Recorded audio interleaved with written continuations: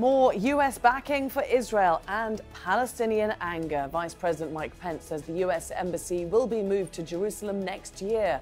And Washington will back a two-state solution, but only if both sides agree. Amid so much distrust and despair at US policy, is the so-called peace process still relevant? This is Inside Story.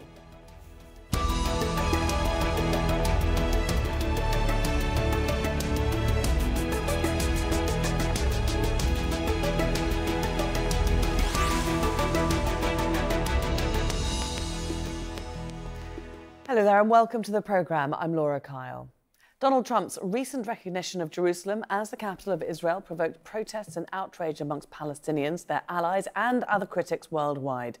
That anger hasn't been placated with the visit of the US Vice President to the divided city.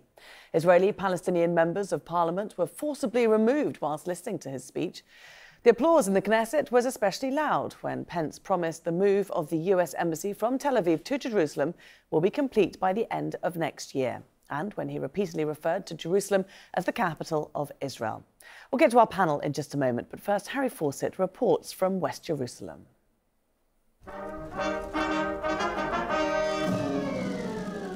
On the day he would become the first US Vice President to address Israel's parliament, the Knesset, Mike Pence was greeted with almost presidential ceremony by Israel's Prime Minister. He didn't take long to return the favour. My great honor, on behalf of the President of the United States, to be in Israel's capital, Jerusalem. It was a description of Jerusalem that Pence would repeat 3 times during his set-piece event. But not before he was interrupted by Israeli-Palestinian members of the Knesset decrying the US position and any prospect of US involvement in the peace process. Their enforced departure cleared the way for Pence to speak to 2 other audiences, Israelis and US evangelical Christians, for whom the Jerusalem Declaration was a major campaign pledge. In the weeks ahead, our administration will advance its plan to open the United States Embassy in Jerusalem. And that United States Embassy will open before the end of next year. Pence has said that his faith largely determines his long-standing backing for Israel. This speech fused that religiosity with, as offered, the near-total political support of the Trump administration for the government of the watching Benjamin Netanyahu, including its position on Iran. I have a solemn promise to Israel, to all the Middle East, and to the world. The United States of America will never allow Iran to acquire a nuclear weapon. He said the US would back a two-state solution if both Israelis and Palestinians agreed and Israel's security could be guaranteed, and put the onus on the Palestinians to come to the table. Mr. Trump gave them Jerusalem. I mean, what an honest broker that is, wants the deal of the century, in which Jerusalem plays a major role. Above all, this speech threw into sharp relief the different realities which the United States and Israel on one side and the Palestinian leadership on the other are now operating in. For Palestinians, this was further damage after Donald Trump's December declaration, further evidence the United States could not be an honest broker. For Israeli ministers, they were calling it emotional, inspiring, even Zionist. Netanyahu later added his voice, calling it a magnificent speech, in particular complimenting its focus on what he called the evil regime in Iran. It was a powerful expression of the enduring bond between our 2 countries and of your personal commitment to Israel, the commitment of President Trump and your entire delegation. On the first full day of his visit, Mike Pence has earned the fulsome praise of his hosts and the ever stronger rejection by Palestinian leadership of any US role in the resolution of this conflict. Harry Fawcett, Al Jazeera, West Jerusalem.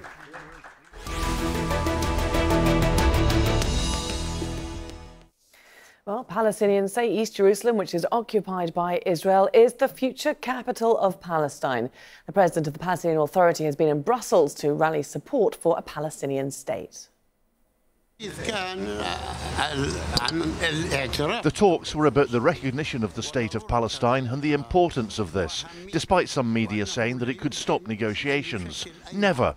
You recognise the state of Israel and you recognise the state of Palestine, and then we go to the negotiations. And we're not the ones who are delaying or stopping the negotiations. Let's bring in our guests now, and joining us from Ramallah, Nour Odeh. She's a former spokeswoman for the Palestinian Authority. In Davos, Farha, assistant professor at the Doha Institute for Graduate Studies. And in Jerusalem, Alan Baker, director of the Institute for Contemporary Affairs at the Jerusalem Centre for Public Affairs. A very warm welcome to all of you. Alan, if I could start with you. Pence's visit, it sped up the timeline, hasn't it, of the embassy moving, the US embassy moving from Tel Aviv to Jerusalem to the end of next year. Why the rush? Well, I think if they've already decided to do this, then there's no sense in delaying it as long as it's practically feasible from the point of view of planning, zoning, building, moving to do it. Any further delay would simply reflect on indicate an element of lack of credibility as to the intentions of the administration. Nour, there is now a sense of inevitability about this. Preparations are said to be started in the coming weeks. What's the Palestinian reaction there? Well, I mean, the Trump administration and credibility don't exactly go hand in hand as far as the Palestinians are concerned, and the wider Arab public. The moving of the embassy to Jerusalem, regardless the timeline, is an explosive policy in the Middle East, in the region. It reflects that the American administration has decided to become a party in this conflict rather than an outside broker, no matter how aligned with one side of the conflict, but now it's actually a partner in this conflict, colluding with the occupier at the expense of the rights of the occupied. And the Palestinians said that there was no point in meeting Vice President Mike Pence when he was visiting the region. Do you think that was the right decision, Nour? Absolutely. What would there be to talk about with Pence? Pence, who is the ideological backer of this illegal move. Pence, who came to Israel to, speak to his base of fanatics and evangelical Zionists who do not see the Palestinian people, do not respect their rights, do not understand the sensitivities, and don't care actually about those sensitivities. Meeting with Pence would have been, just nonsensical from a Palestinian perspective. And it wasn't just the officials who refused to meet with Pence. All church leaders have refused to meet with Pence. The guardian of the keys of the Church of the Holy Sepulchre has refused to meet with Pence, as did other Christian leaders and church leaders across the Middle East where he visited. So while I think everybody understands that Pence is not really interested in understanding the Palestinian perspective or the wider Arab perspective, it should have been very clear, at least to the staff around him, if he has, professional career staff around him, that he's neither welcome nor are his positions, and whatever agenda he seems to be talking about insofar as protecting minorities and speaking for Christians in the Middle East, it has no credibility, it has no traction, and certainly nobody really buys it here because the policies of this administration run counter the interests of Palestinian Christians, of Christians in the Middle East at large. OK. Mark, the Palestinian view then is that the US is now a party in this conflict rather than a broker, as Nour just said. You're in Davos there at the World Economic Forum. Is that the view that's largely taken within the international community? Well, yes, if one believes the international community is not just the United States and Israel, I think that is the consensus. But I would add that this partisanship, this taking sides, goes back long before the Trump administration. It goes back all the way to every administration, actually, after the Kennedy administration, when U.S. presidents have cast their vetoes in the United Nations resolutions demanding the condemnation of settlements. And settlements, to me, are even maybe more important to some degree than the Jerusalem decision per se. And they have been going on, those expansions, that land grab has been going on unabated for the last decades. And no U.S. president has stopped that, and that's the fait accompli. And what Trump is doing now, I think, is just making a big show out of it in a way.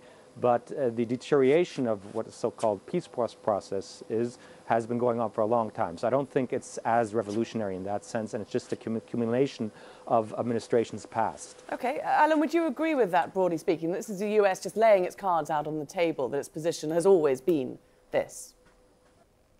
Look, I find it quite curious, both what Nour said and what Mark said.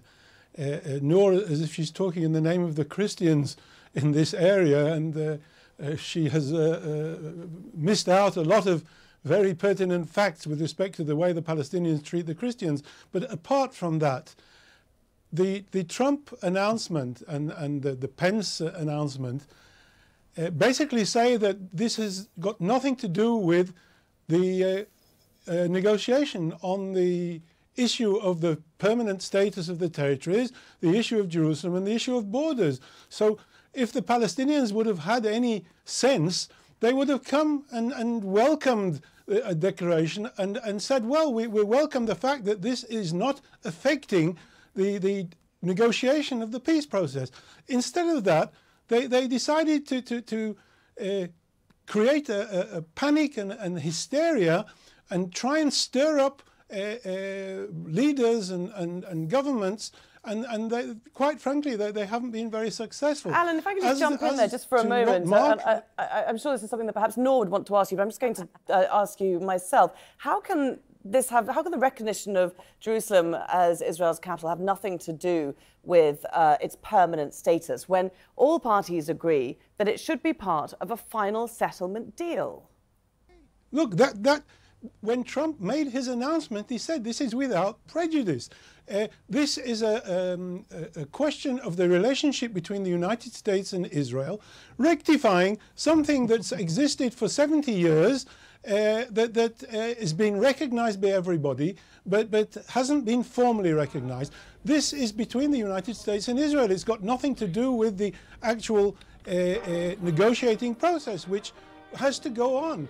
Now, the Palestinians are obligated to deal with this issue by negotiation in the Oslo Accords, as are the Israelis, by turning off by refusing to continue or to think about getting back to any negotiating mode, and by rejecting the United States. They're basically harming their own position, because the United States are eager to come back into the negotiating mode and assist the parties in negotiating a final status. So it's really quite puzzling, this position. But in any event, okay, well, let's let Nour explain the position then. If it's puzzling, let's let Nour explain the reasoning behind it. Well, I mean, it is puzzling if you have a colonial mindset, if you think like Netanyahu and the right wing in Israel, and you consider that the only way to talk to Palestinians is if they endorse your point of view about the conflict, and if they deny that they have rights to this land and they have roots in history.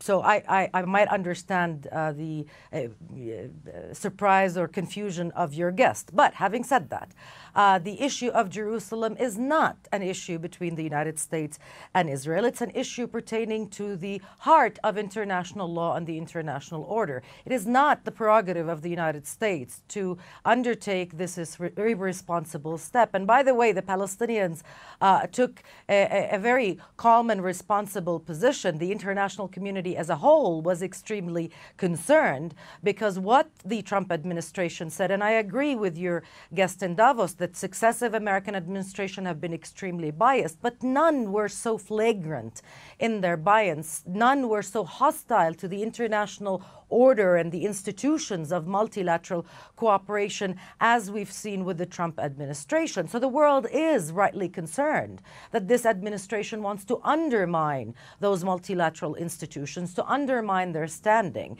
And from an international perspective, really, a position confronting the Trump administration's declaration on Jerusalem is a must in order to maintain any credibility of this system. You cannot ask countries around the world to respect international law, to abide by UN resolutions, including Security Council resolutions, and then turn around and say, well, you know, that doesn't apply to the US and Israel. They can do whatever they want. They can violate international law. They can accept realities brought about by belligerence and aggression. They can accept the illegal annexation of Jerusalem by Israel because they can get away with it. That's not the way it works. Either you protect the system or you don't.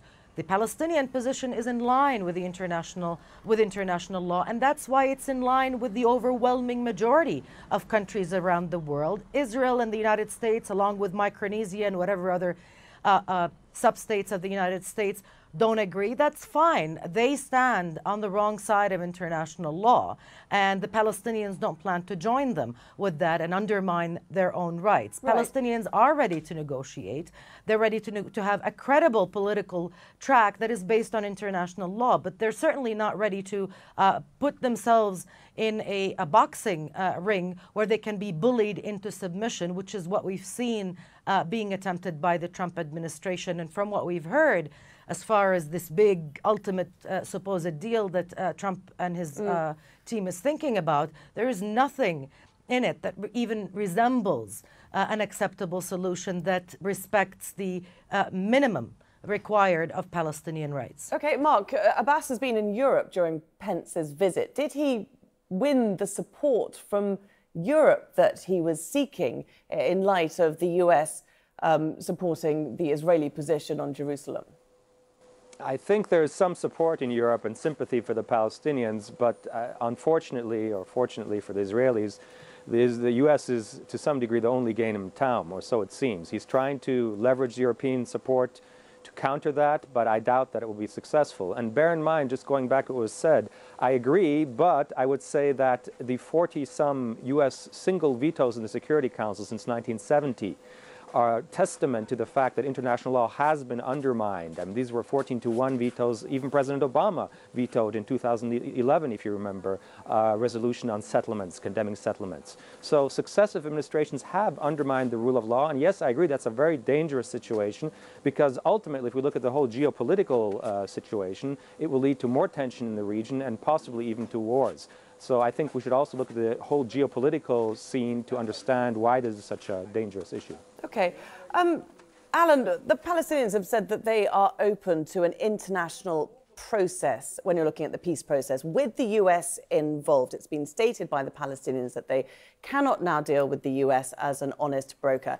Is that something that Israel could get behind as a way to moving the so-called peace process forward? Absolutely not. Look, the Palestinians are committed in the Oslo Accords to negotiate with Israel, not to negotiate with the US, and not to negotiate with the French and the Belgians or anybody else. The negotiations have to take place with Israel. It takes two to tango. It takes two to determine borders. It takes two to agree upon the status of Jerusalem and the status of the territories. And all these issues are on the negotiating table. Now, you know, I've heard a lot of talk of international law. I don't know whether the two other people who are being interviewed are international lawyers. I am. The United States has got the sovereign prerogative to determine whatever they want to determine with respect to the capital of a country and where they want to place their embassy. But Alan, does it then leave it as an honest broker when it's trying to mediate between two sides? No, it doesn't. As I said at the beginning, the United States has said that this has got nothing to do with the negotiation of the final status of Jerusalem. They have the prerogative to recognize Jerusalem as the capital of Israel in the same way that they can recognize any other capital of any other country. But this is without prejudice to the negotiations.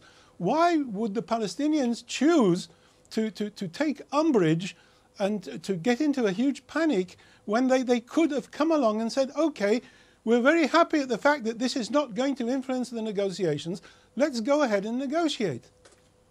Nour, you were saying that it doesn't leave the US as an honest broker. Just looking at the status, the final status of East Jerusalem, do you still see it as a possibility then that the US can and Israel can see East Jerusalem as a future capital of a Palestinian state? Well, let me just address a few points. The U.S. has a sovereign prerogative to carry out its policies, but it does not have a free rein, a carte blanche to violate UN Security Council resolutions of which it is a member.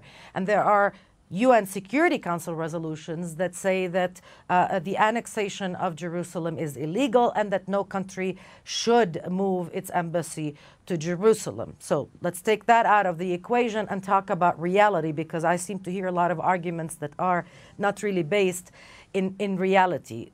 under this administration, and given the fact that Trump is surrounded by a group of right-wing fanatics that are openly hostile to Palestinian rights, that endorse Israeli settlements, which are illegal and a war crime under the Rome Statute, and which basically are racist to Palestinians by omission, as we heard from Pence yesterday in the Knesset. This administration lacks the credibility, lacks the understanding and the commitment to a two-state solution, to play a role as a credible broker. Maybe it can be part of a broader international setting, quartet plus plus, 5+2, whatever equation that can arise from consultations on a multilateral level. But certainly that the cards are all in the U.S.'s hands is no longer in the offing. And I think in a way that is liberating and conducive to peace. The Palestinians, by the way, unilaterally recognized Israel at the signing of the Oslo Accord. Israel never reciprocated that recognition. The borders and the territory occupied by Israel has been defined by international law. It's not up to Israel to define it. Negotiations are supposed to be about how to fine-tune the details and how to implement an end to the Israeli occupation. But nobody ever gave Israel the right to have a veto power over whether Palestinians can exercise their right to self-determination and freedom, despite all perhaps the misunderstandings of a very faulty process to begin with. These are tenets of the law and understandings that the Palestinian leadership and people have, and they're not going to change at this point. The Israeli government, the current coalition in power in Israel, does not have a single party that actually has the two-state solution as part of its platform. That includes the Likud headed by Netanyahu. So until Israel is actually ready to accept the concept of having two states in this piece of land, until they're ready to have a prime minister that does not vow to prevent the establishment of an independent Palestinian state, I'm not exactly sure who the Palestinians are supposed to sit with. Right, okay, let's just go Pence, to Mark. We're running like a little bit short of time here. Seems to be on the side of Netanyahu forward a little bit. not Mark, a broker. The US does say that a two-state solution is still on the table if both sides want it. The question is, do they? Well, I don't know how sincere that statement is. I mean, first of all, I personally don't think that the two-state solution is viable at this stage, in fact, because of the settlements and the whole. And I don't think necessarily the Trump administration is necessarily sincere. I think that's part of the problem. We know that Pence and others do embrace this very extreme Zionist Christian ideology, which doesn't believe in anything except for Judea and Samaria. And Prime Minister Netanyahu has said the same often enough. So the question is Trump, in fact, giving a carte blanche to Israel to go ahead? And it does seem that way to many. Despite some of the kind of, lip service he gives to a two-state solution, or saying that the borders have not been negotiated yet. Okay. So I think there's a lack of trust on all sides. We'll use that helicopter. I'm just going to jump to Alan for our last minute of the show. Alan, tell us, is Israel interested in a two-state solution? Look, Israel is interested in negotiating the permanent status. That's what the parties have agreed to. The two-state solution, whether the permanent status will be 2 states, 3 states, 4 states, or 1 state, or a condominium, or a federation, or a confederation, this has to be the outcome of negotiation. And by spouting in every other sentence, two-state solution, that doesn't necessarily establish the fact that this will ultimately be agreed between the parties. And so the only way to settle this is to get back to the negotiating table. Now, if Hamas were to allow the Palestinian Authority to get back to the negotiating table, then it might be feasible. But at the moment, Abu Mazen isn't in the situation that he can agree tomorrow morning to get back to negotiations. So everything that Nour is saying, in addition to a lot of unfortunately, we do have to leave it there. I'm going to have to cut you off there, Alan. We have run out of time, and Nour doesn't have time to reply, so we'll have to cut the discussion off there. Of course, we could go on much longer, and I do wish we did have longer. We will be revisiting the subject again, I am certain. Many thanks to all our guests, Nour Odeh, Mark Farha, and Alan Baker. And thank you too very much for watching. You can see the programme again anytime by visiting our website, that's aljazeera.com. And for further discussion, do go to our Facebook page, that's facebook.com/AJ Inside Story. You can also join the conversation on Twitter. Our handle is @AJ Inside Story. From me, Laura Kyle, and the whole team here, bye for now.